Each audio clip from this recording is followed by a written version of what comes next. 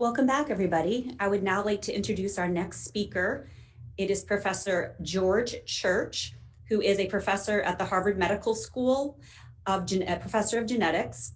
And he is also affiliated with the WIST Institute, the Regenesis Institute, the SIAT Institute, and personalgenomes.org.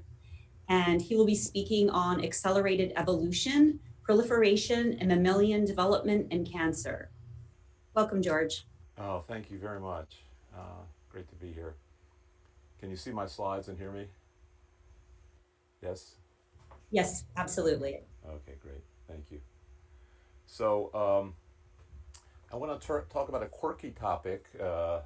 Not that cancer and evolution isn't already quirky enough, but about accelerating these processes, accelerating the process of evolution, proliferation, and mammalian development by quite a bit. These are some of my thank yous for funding, and conflict of interest is listed on that website. It's a lot to it. So part of the reason that we can talk about accelerating biology is we have accelerating technology, biotechnology, in particular reading and writing anything, but starting with DNA. And these have gone faster than Moore's law, sometimes quite a bit. And so we've gotten about a 60 million fold improvement in both reading and writing, most of it since around the 2003 when multiplexing started to kick in. And multiplexing is not, sometimes it's confused with, but it is not parallelization or automation. It is basically being able to put multiple tagged, barcoded samples into a shared liquid, droplet or microfluidic, and then you can do trillions of reactions for essentially the same space, time, and cost as it doing one reaction. So very analogous to multiplexing in telecommunications, but it's multiple barcoded molecules. Okay. So the cost of, for example, the human genome has come down from $3 billion for a poor non-clinical grade version to sort of the $100, $300 range that we have today. Now that's all fine for reading and writing genomes, which have some, or reading and writing DNA more generally, which have some clinical applications. But therapies seem like they're recalcitrant to such cost improvements. But here's 4 ways that I think, with a little reflection, we might all see could pave the way. 2 of them are preventative strategies, where for rare genetic diseases, we can move up from waiting until you have a severely affected child in the family, which to earlier and earlier, the earliest being preconception, premarital.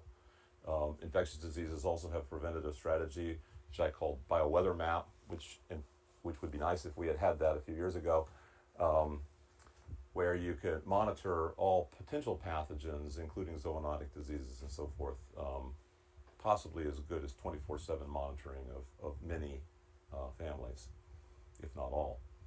For common diseases, these are often called complex and include cancer and so forth.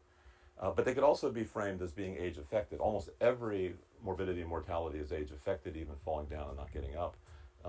So it's an interesting way of looking at common diseases, and it has the advantage that if we all are affected by that particular causal pathways, we can spread out R&D costs over everybody.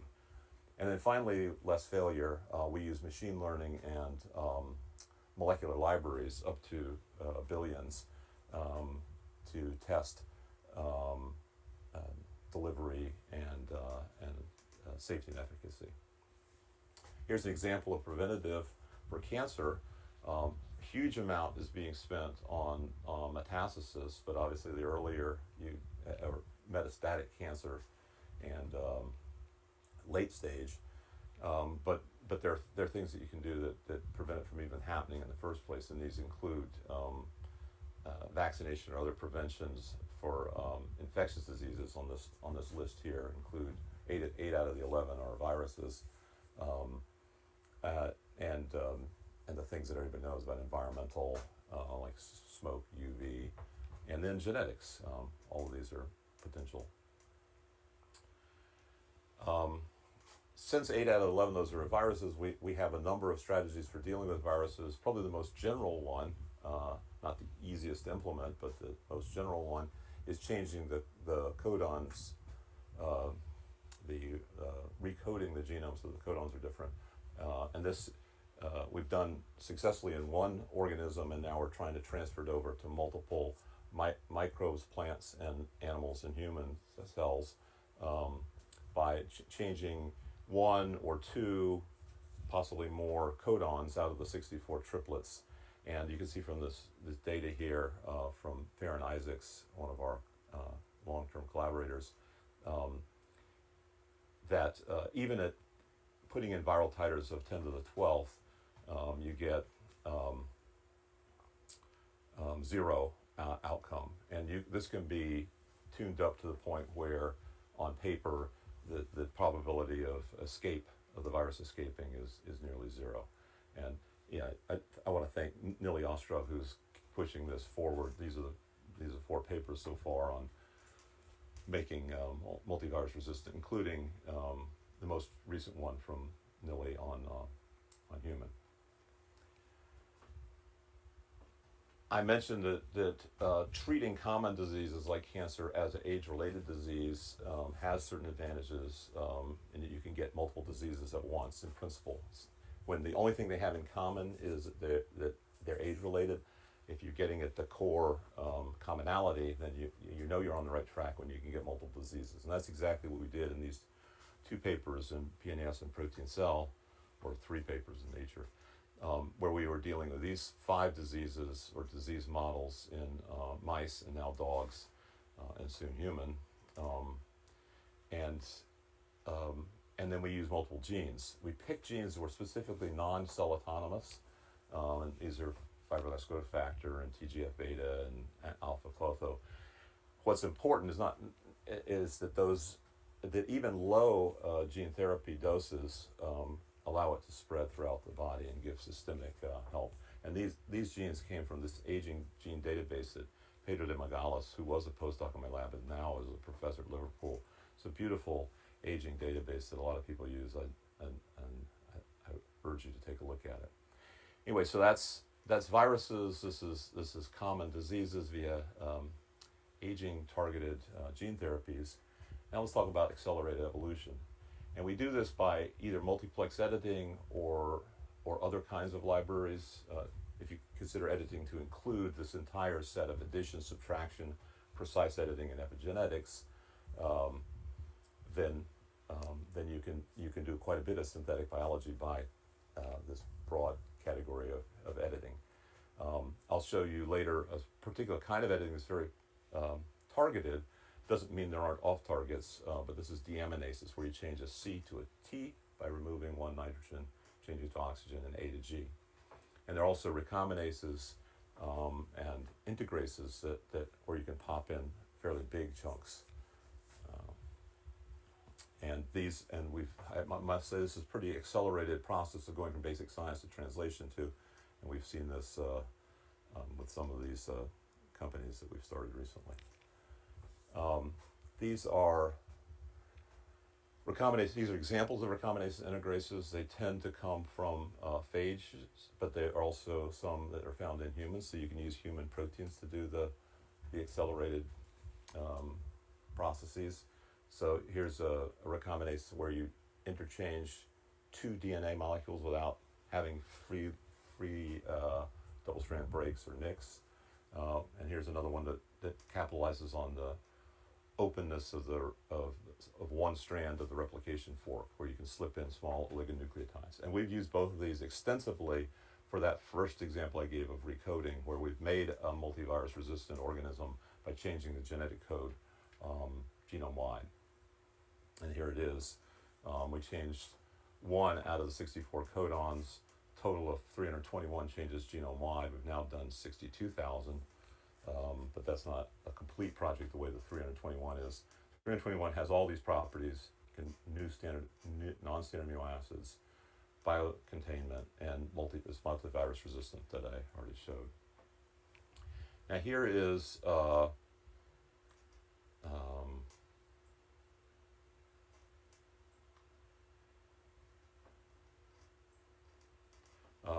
the previous winner of the replication rate, E. coli on the right, and Vibrio nitrogens on the left. We're replacing E. coli for most of its laboratory excellence with Vibrio nitrogens. It's a fairly close relative, but it replicates at twice the speed, and you can see that's quite a remarkable difference. And we're trying to figure out that sort of things that allow us to go to higher replication rates, higher mutation, higher evolution in general. Now, one of the things we can do is we can do some of the work outside of the completely outside of the biological system in a computer using machine learning neural nets. This doesn't. We're not simulating evolution. What we're doing is we're figuring out the constraints so that we only look at the evolutionary landscape, the fitness landscape, where we think it's going to be most productive. We don't want to look at places that are going to be neutral, and we don't want to look at places that are going to be deleterious. We only want to make changes that are helpful. And so that greatly accelerates evolution, because if you do things that are either neutral or deleterious, you waste your precious evolutionary space and time. So here's an example of 9 different proteins that we did using this machine learning method. I haven't got time to go through it, just to introduce it, but this is in Nature Methods recently, and was the basis of Nabla.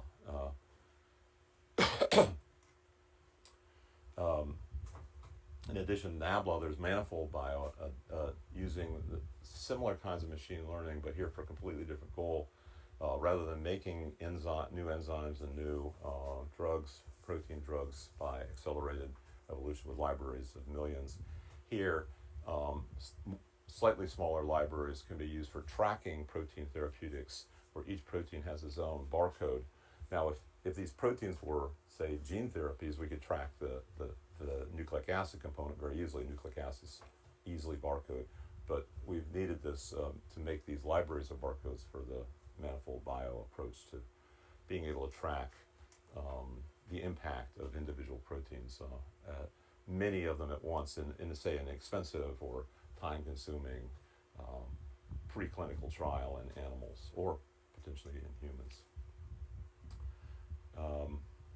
And then the final example of these accelerated protein evolution is accelerated evolution of a viral particle, which we use for gene therapy delivery. This is AAV. It's the most popular one. It's the one that has the most approved gene therapies on the market. It still has issues. In particular, you would like to have more specificity so you can target a particular tissue. Even if you administer it locally, you still want to be able to fine-tune which cells in the local area. If you do it systemically, you might want to either increase its overall efficiency so you can deliver it to every cell, or have it home to a particular target. And this was published in Science. We have a second paper coming out. Pierce Ogden and Eric Kelsick. Eric started and is CEO of Dino Therapeutics, which does this. And we could put 1 million different designs. These are not random viruses. These are designed through a cycle of learning where we can harvest as many tissue types, cell types as we want. We can analyze them by either by in situ methodology or other cell type, where we can determine the cell type. So we can do 1 million different virus designs at once, learn where each of them goes, and then go back and loop through again. I'll show you some data in the next slide. Here is an example of every possible amino acid substitution at every position in the proteins, and 6 different tissues of the many tissues that we've sampled. And you can see that the hot spots where they work better vary from tissue to tissue and from virus to virus each of the different kinds of amino acids on the y-axis and the position in the virus on the x-axis. So this is highly accelerated evolution. If we use normal mutagenesis, the virus tends to break if you do 4 mutations at once. I mean, typical evolution is 1 mutation at a time, and you still get a lot of broken viruses or higher organisms. In this case, we can do up to 29 at once, and that's coming out very soon. We use this background information where we have every possible substitution, every position, to tell us what's possible, and then we use that to make multiple mutations at once. So 29 is our record so far. We can do a very analogous thing where we find out which tissues different cell types can home to and engineer cells as if they were viral vectors, but they're much bigger. They'll hold giga base pairs or gigabits of information. So this is like the ultimate in a biocomputer, much smarter than a viral delivery. Anyway, cell delivery, we can do the same kind of thing that we did with viral delivery, targeting particular tissues or increasing the efficiency of delivery. Or we can, and we can make a variety of different cell types. In fact, what we do is we look at the single cell RNA profile, or in some cases a pure cell transcriptome, and that tells us what transcription factors we want to program them from stem cells to whatever we want. And our observation, so we have the first library that we know of all the human transcription factors, at least one open reading frame and expression vector per putative transcription factor.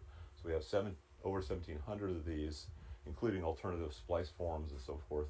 And we've used these to make almost 290 cell type recipes. So we can go from one cell type to 290 the different recipes. And we can program multiple copies of the stem cell so that each instance of the stem cell has a different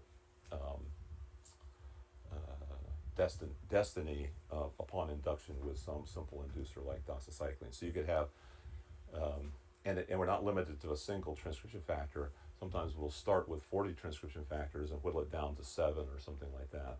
Occasionally one will do the trick. And here's some examples of transcription factors on the left that make neurons, endothelial cells, and so forth. And this is work of Alex and Perestu Kozalak. And here's an example of making 3 cell types at once, endothelial cells not shown, and neurons and oligodendrocytes. The oligodendrocytes are wrapping the axon with myelin, just as occurs in the white matter in your head or your spinal column, that makes the neuronal signals go faster. This is exactly the right number of wrappings, and these can rescue diseases, demyelinating diseases. So you can both study them, test new therapies, or rescue directly with the cells as a therapy. And this is Alex and Perestu started GC Therapeutics to provide this. And here's an example using it to cure in a mouse preclinical model where the normal phenotype of the locomotion and balance is restored by injection of this combination of human cells, endothelial, neuronal, and oligodendrocytes. So that combination is very potent in reversing that disease, which is also disease of aging. There is a little bit of accelerated evolution, which we call multiplexing, and that multiplex editing is been used in clinical setting already for multiplex editing to make CAR T cells universally acceptable, so that you don't have to match the donor and the recipient in fighting, say, B cell cancers. You in addition to the CAR T, which is transgenic, not editing, or not what you might restrict editing to, but the editing can be either zinc fingers, talons, or CRISPR, and we can knock out these 5 genes in principle in any combinations. Typically that's about 1 or 2 or 3 gene edit at a time. But we want to push it to higher numbers. And here's an example of a practical application with not 2 or 3 genes at a time, but 42 changes at once. And this was a complete wish list of everybody in the field, and we're very grateful to the pioneers of this field that started maybe 20 years ago or so. And when we developed CRISPR, we were invited by those pioneers to work on this. And this is some of the 42 genes were involved. 3 different sugars were caused almost immediate rejection of organs from pigs to humans. Clotting factors, major histocompatibility, other immune functions that result in rejection. Complement endogenous retroviruses. Endogenous retroviruses are particularly problematic. They are produced by every cell in every organ of the pig, and infect human cells, and then the human cells will replicate that virus and it goes in other human cells. Very bad idea for the immune suppressed patients, which is true for almost all all transplant patients, whether even human to human. And so in this series of papers, the most recent one in Nature BME, mostly from Luhan Yang, she was a co-inventor of CRISPR and then applied it to this problem of xenotransplantation. And Jim Markman has done primate trials at Massachusetts General Hospital with up to 8-month survival of the organ in non-human primates. And so hopefully very soon that will transfer into human trials. Now, an interesting source of somatic mutations and sort of the dark matter of the genome as well are repetitive elements. Many of them jump around during evolutionary times, and many of them also jump around during development of the organism, sort of on somatic time frames. And so I've already mentioned that we knocked out all of the endogenous retroviruses from pigs, so they're the first pigs in the world without any endogenous retroviruses. But we moved on to an even more challenging one. Rather than 25 per cell, now we have over 25,000 of these line elements, these long interspersed repeats. And we're not, and all of these repeats are the hard part of the genome to both analyze and mutate, but they're important since they're involved in senescence, neurogenesis, cancer, and inflammation. So we really wanted to be able to do this at accelerated pace, and we tried regular CRISPR, which is extraordinarily toxic on repeats. And that's a whole other story of what you can do with that, useful. But in this case, it was even nicking, even the DNA nicking, even some things where you wouldn't think of immediately as being a nicking event, like changing a C to a T, just changing a nitrogen to an oxygen. It's actually achieved via base removal, and so that causes nicking. So our best results are with A to G, which doesn't involve base removal, and knocking out the mismatch repair machinery, and including anti-apoptotic molecules and growth factors. And if you do everything right, you can get a large number of edits. And this is work led by Corey Smith and Oscar Castanon as postdocs in the lab. And you can get, here's an example in Personal Genome Project, has induced pluripotent stem cells, which are generally usable. And here's where we've done 23,000 edits of 38,000 sites. So 60% of all the sites. It's a huge number of edits in one cell. And I just want to wrap it up there and ask for questions. I see Frank is here. Thank you, George, for again leading many fields in directions that were just unimaginable a very short time ago, and that, at least to me and probably to many other participants and listeners, are just absolutely amazing what we even learned from you this morning. Maybe I'll kick things off with a very, very general but difficult question. There has been some discussion about, we now have with CRISPR-Cas systems exquisitely precise molecular scissors and ability to insert sequences for gene editing. And before we even go to multiplex editing, it seems there's a number of scientists and publications that have great concerns about off-target effects being perhaps fundamental, not because our CRISPR scissors aren't precise enough, but if the genome is much more than a 1D array of genes and regulatory sites, if inherently they interact, how can you, are the provocative question would be, aren't off targets effects fundamental to how the genome interacts? And what does that imply for CRISPR? And of course, even more so for multiplex editing. Well, let's start with the hard one, the multiplex editing. The way we can test it in human cells with the differentiation pathway that I mentioned Alex and Parastu had developed. We can make organoids, and we can look at them in 3 dimensions using technology actually from Bruker. But in addition, in the pigs, we can take it all the way from germline to adult, and then transplant those organs, and well, for that matter, study the full health of the animal. So even with 42 edits, these are healthy animals. We have herds of them providing organs for tests.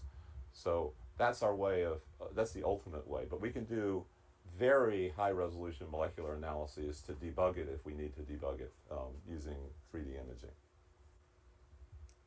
Yeah, thank you very much, George. There was a question from Perry Marshall about more context on your human organoid reversal slide. Could you maybe elaborate a little bit more on that? So we had